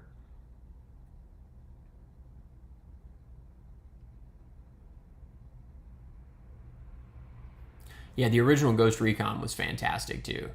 Yeah, absolutely. Okay, so for the Beretta Hush Puppy, apparently a lot of folks. Okay, so they're having to do the frame mod and then just buying whatever can. Okay, that makes sense. Do I know what my next gun will be? I think so. I think it's. I don't want to. Well, okay, I'll say. It's probably going to be a Hakim. I've been getting into the older stuff lately, and I've always wanted a Hakim, and I think that's probably what I'll get next. I don't know if that'll appear on the channel. I don't know if it makes any sense to do a video about that gun, but the Hakim is very interesting. It has a very interesting history. It has an interesting mechanism. It's for somebody like me who likes weird mechanisms. It's just it's the full package. The Hakim is. So I think it'll be a Hakim. Yeah, people who love the LEM trigger, y'all really, really like it. And hey, I'm not knocking it. If it works for you, that's great. I can't get down with it because I like my sort of traditional, DA pull for the first round. But hey, if you love it, you love it, and that's totally okay. Deviant, we can get you a Doom chainsaw. Like you can just go. We can go to Lowe's and like get you a Husqvarna, and you'll be cutting people up in no time. We can totally make that happen. Yeah, the Glock with the NYPD trigger. Do you know anybody who's actually just like installed one of those just for safety or anything? I always wonder if those are actually being used regularly by people out on the street. The one gun from history that I would want to start being made again, probably the Luger. As strange as that may sound, the toggle lock is one of those weird mechanisms that I wish had seen more development time. I wish that there were a couple of manufacturers working on competing toggle locks so that we could see that kind of iterative development that we've seen with something like the AR-15. I think that there was some possibility there. Anybody who shot a Luger knows the recoil impulses is kind of weird, but once you get over that, there are some benefits to the toggle lock. I would love to see somebody make a modern toggle lock gun. That would be super cool. Yeah, like, okay, so I think Gluck mentions the M41A pulse rifle from Aliens. I still think that's like the ultimate movie gun, right? Like, are we generally in agreement that that's the best sci-fi gun? I think so. I mean, doesn't it shoot like 10 millimeter explosive tip rounds? Then it's got the 20 mil, the 20 mil under grenade launcher. That's so cool. That was such an amazing assemblage of parts too, by the props team. Whoever thought to put those things together, that's so cool. Well, there kind of is an LEM 92 in a way. I mean, Beretta has their kind of competing system. I haven't really spent much time with it. I don't know whether folks like it as much as the LEM. People talk about the LEM like it's just the greatest shit in the world. And while it is fantastic, I still just prefer the regular DASA. Even if that does mean I have to contend with all of the normal HK trigger nonsense. Yeah, that's a good question. How was Woodland Brutality? It looked so much fun, and I was so tremendously jealous of everybody that got to do that. It looked fun. Hopefully next year for me. Yeah, I would love to go. That's all the Brutality events have looked amazing, but I was especially jealous of that one. The woodland environment is my natural environment after all.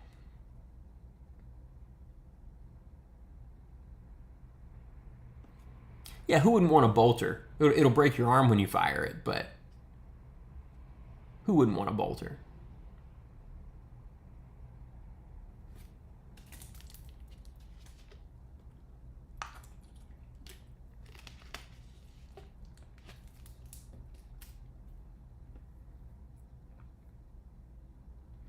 So, my own favorite movie guns that don't get mentioned. You know, we were talking about aliens. I like that just a regular straight up standard VP70 is in Aliens. I don't know why I thought that was so cool, but that gun perfectly fits the aesthetic of that movie.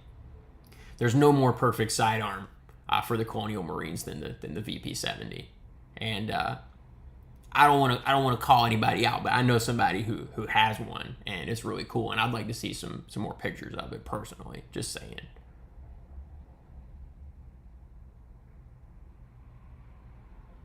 Yeah, isn't it the heat shield from the Spaz 12?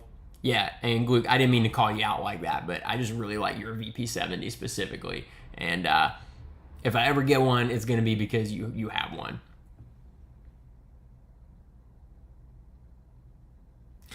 Oh yeah, isn't the CX4 just like in Battlestar Galactica, just like straight up no changes? Like it's just the standard gun. They just like put an optic on it, and we're like, here, it's a space gun. Look at it. Yeah, I saw the VP70 versus a spinner target. That trigger is not doing you any favors, is it? That thing is oof. Um, it is rough.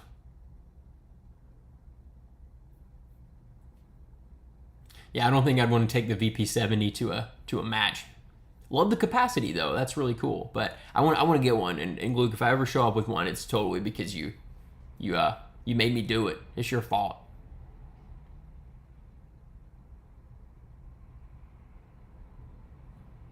And Carlin Russell also can usually make any spinner spin with anything. Like they're spinner wizards.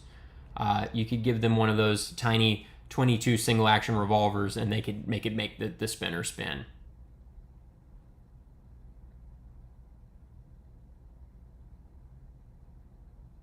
Yeah, I know about the Lewis gun without a without a mag in the first Star Wars movie, and probably some of the others as well. I think it might be in Empire Strikes Back too.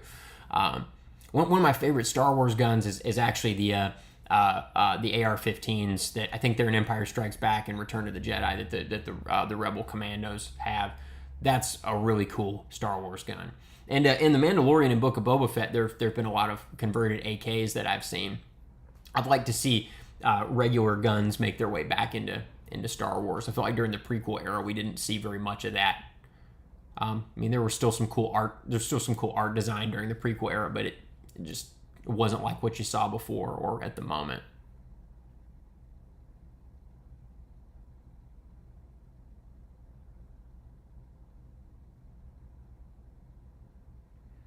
Yeah, Glue, didn't you have a video of you doing the box drill with the VP70? I mean, you look like you did fine. I mean, I guess you've been using the trigger for so long that it's just not a thing for you anymore, you know?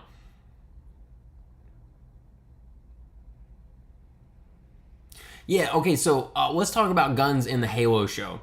Um, it's really weird. They've had a bunch of just like unmodified modern guns, and it's looked really weird to me. Like his, I'm probably about to spoil some things from the season finale. Just sorry, I'll do my best not to, but it just has a standard, just straight up Mark 25 226 in it, just completely unmodified, featured prominently. You know, everybody who's watched the show has seen the Chiappa Rhino, and there have been Chris Vectors and some other things just virtually unmodified, and that's been really weird. I wanted to see more fucking Halo guns in Halo, and while there have been some interesting things in that show, I think that overall that was one thing that just really kind of missed the mark. We wanted Halo guns for sure.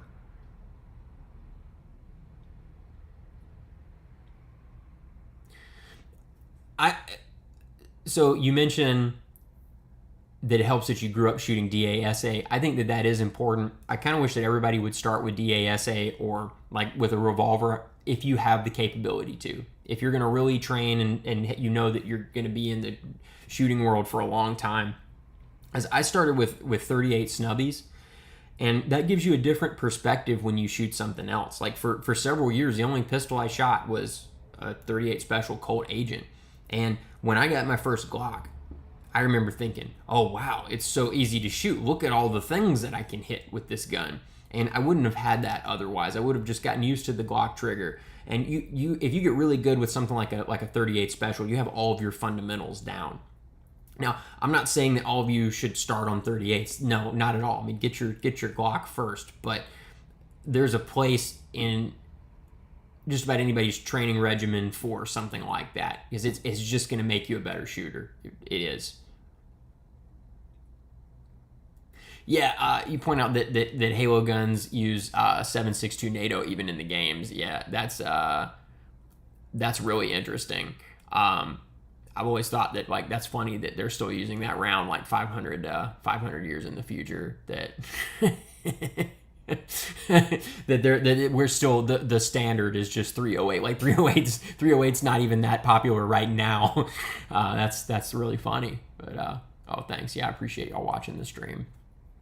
It's yeah. So I mean, do y'all like this? Is it entertaining, me just firing up the webcam and just like fucking yagging about bullshit for an hour and some change? I wasn't sure how this was gonna go. I wasn't sure anybody would even watch it, but I just wanted to try something different.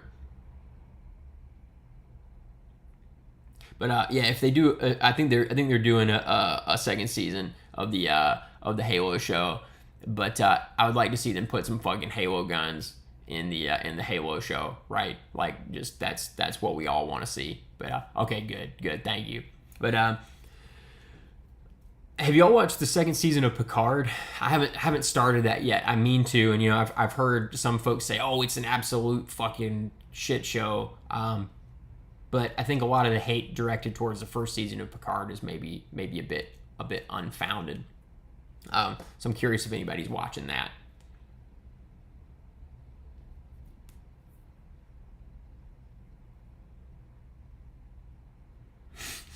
So we gotta know I don't want to watch Picard. Okay, that's fair.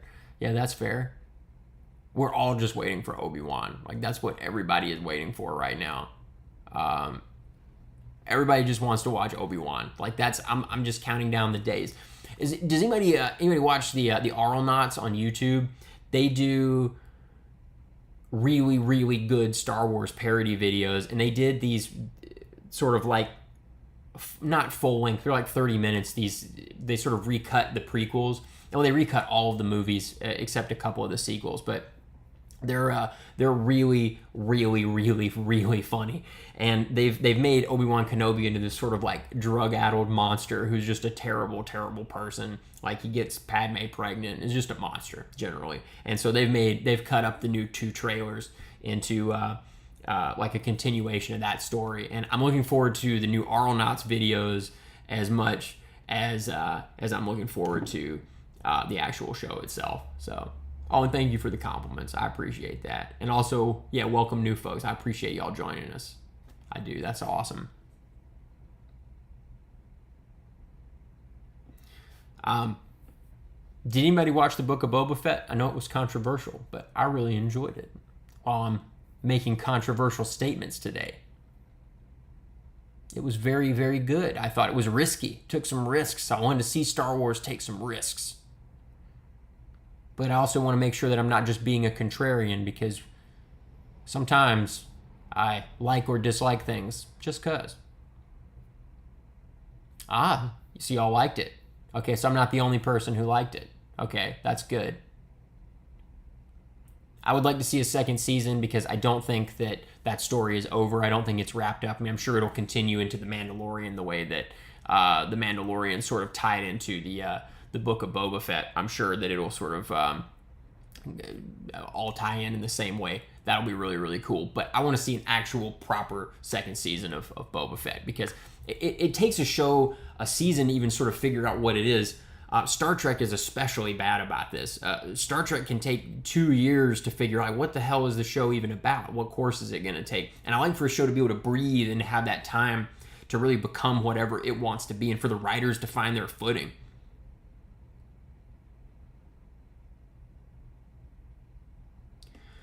Okay, so Don, you did not like that so much of The Mandalorian was rolled into the Book of Boba Fett. See, I liked that because it meant that I wasn't going to have to wait a year and a half for however long, or 2 years, I guess it would have been total, for more Mandalorian. So I like that it kind of all got rolled into one thing. And I like that these shows are just rolling continuations of each other. And yeah, the Tusken Raider stuff was phenomenal. We didn't get nearly enough of that. And I felt like that needed to come back somehow. Like one of the Tusken Raiders needed to show up to help Boba at the end or something. I don't know. I felt like that needed to be tied together more. And also, something about the way Tamara Morrison talks, he's fucking hilarious. That video of him where he's like, the Polynesian spa. That is so funny. Just the way that he talks is so entertaining. And the Polynesian spa video, me and my wife just quote that thing constantly. If we go into a hot building, that building is the fucking Polynesian spa. That video is so hilarious to me.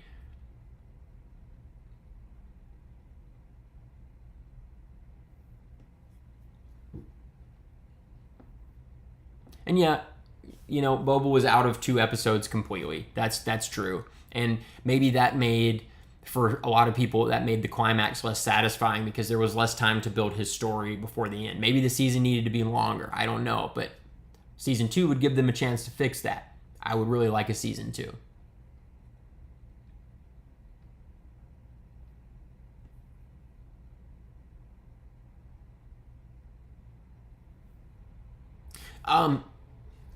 So I started watching the Clone Wars finally. Like everybody wore me down, because I don't like watch cartoons very often. Everybody wore me down, and I really ended up enjoying the Clone Wars. And I kind of hate myself for it, but it's really good. And y'all were right. You were absolutely right, and I was fucking wrong. And I'm happy to say it. It was really good. Oh, and you're hyped for Top Gun too. I don't know. Does Tom Cruise give anybody else the fucking willies? Like he's got like fake teeth, and they like CGI his body, and he's just, everything that he does seems so culty. He's like a Mormon. Like he's so fucking excited to be everywhere. Like I don't trust anybody who's that excited all the time. He's just always so excited to be there. Like he just wants to tell you about Space Jesus all the time. Like he's knocking on your door. Like, do you have a minute to talk about the Space Lord? Like, I don't know, just something about him just gives me the willies. I'm not a fan. He's a great actor and all, but just something about him really rubs me the wrong way.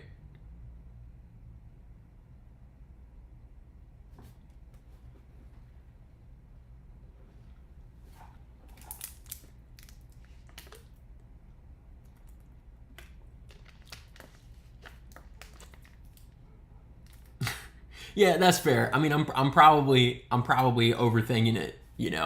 I'm probably totally overthinking it. But it's not just Tom Cruise in his personal life. It's also that somehow creeps into the way that he acts. Somehow that's always sort of this underlying thing. I feel like just everything that he's in. And yeah, I mean, I know he's a Scientologist. I sometimes it's fun to go down the Scientology rabbit hole and read about how fucked up that is. And that Leah Remini show was pretty good. Yeah, that's whew, man, Scientology, that's some fucked up shit, I'll tell you. That's, and I live in the South where we have Baptist churches. I thought Baptist churches were fucked up, but no, not compared to Scientology. Baptist churches don't hold you hostage.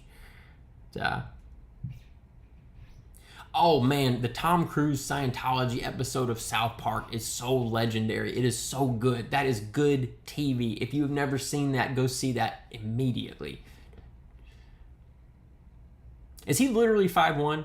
Like, is he really 5'1"? Like, I'm short. I have no room to make fun of anyone for being short, but it is funny if he's actually 5'1". I wonder if they have to put like little shoe risers on him to like make him tall enough. That probably is awful for the cinematographer trying to fucking film that shot, and for him trying to work on his blocking. That's probably really difficult.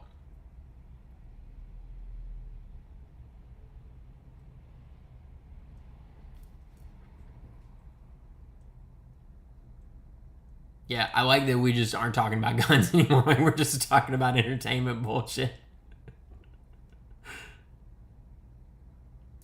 Oh, that's fascinating. I didn't know that. So, did Christian Bale use Tom Cruise as an inspiration for American Psycho? I mean, there is a very, very similar vibe between that performance and Tom Cruise in interviews. It's really, it's also that same sort of like fake enthusiasm that makes you seem like almost fucking sociopathic in a way.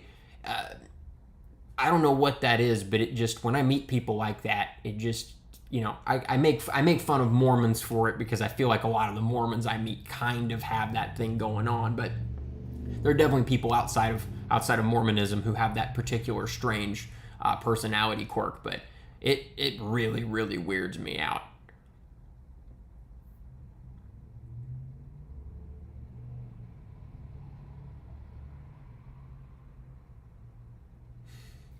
Deviant, thank you so much for stopping by, and thank you for watching the 1911 video. Man, I really appreciate it. It is always a pleasure, and you make fantastic content. By the way, if anybody does not watch Deviant Olem, like, what are you doing? Like, go watch his channel immediately. It's fantastic. He's one of the best channels on YouTube.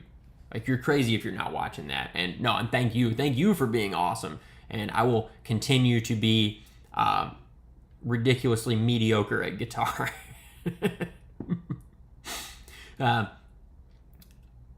I'm trying to think. I think I have some new guns that y'all haven't seen, and I'm contemplating pulling those out. Do y'all like Janix?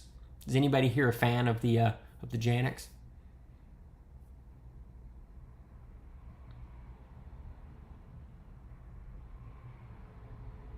Oh, I would definitely stay in touch. Yeah, absolutely, absolutely. I hope you have a wonderful evening, Deviant. It's always a pleasure.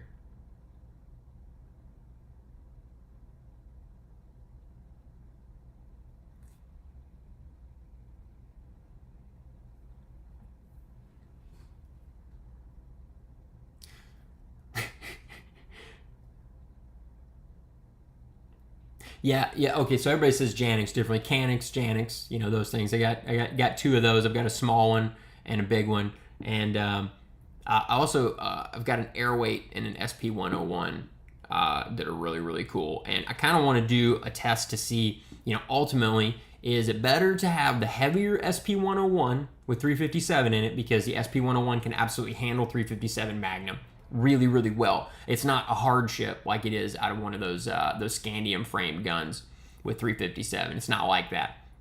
You can actually shoot 357 out of it. It's a 3-inch gun.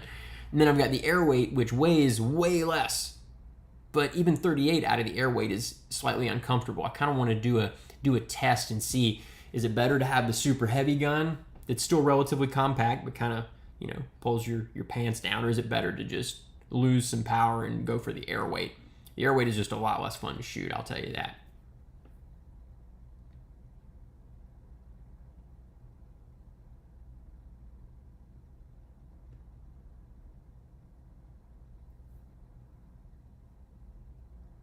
Yeah, I think it'd be cool too. I'd really like to see. I think that inherently, I'm probably going to just enjoy the SP101 more.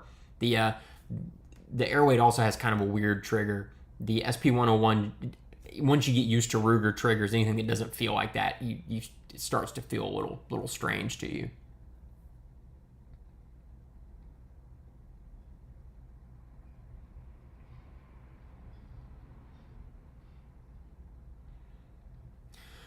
Well, y'all, I think I need to have some dinner. I'm getting really, really hungry, and this was super fun. And yeah, I'm just, you know, I want to keep y'all here forever either. I'm sure a lot of y'all are ready to run off to dinner as well. But oh well, okay, we got to talk about this first though before I go. The Janik versus the P99. Um, yeah, so the Janik trigger, it's got, the ones that I've got have sort of half the P99 trigger. It's sort of like the PPQ in a way, but my Janiks are all lighter even than a PPQ. The triggers are really too light. On mine, I think they're about 3.5 pounds, but the build quality is really great. But it's weird, they didn't improve some things over the P99. Like the grip texture still isn't quite where it needs to be. The trigger's a little bit too light, and I think it just it does feel a little bit cheaper. But I think since the P99, I don't think it's still in production anymore. I think the Janik is a damn good P99 clone. It's really, really excellent.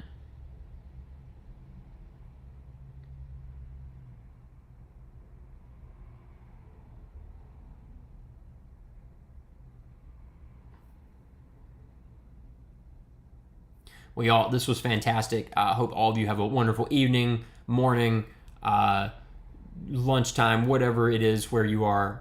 Thank you for joining me. I really appreciate it. When I started this, I had no clue if anybody would actually show up, and I'm incredibly grateful that you did. This was super fun, and I will figure out a way to do this more often, because like I said, you know, making a video takes hours and hours and hours and hours. I can't always make that happen with my work schedule, but I can make time to do this for sure. So I really appreciate y'all, and thank you so much. Have a wonderful evening.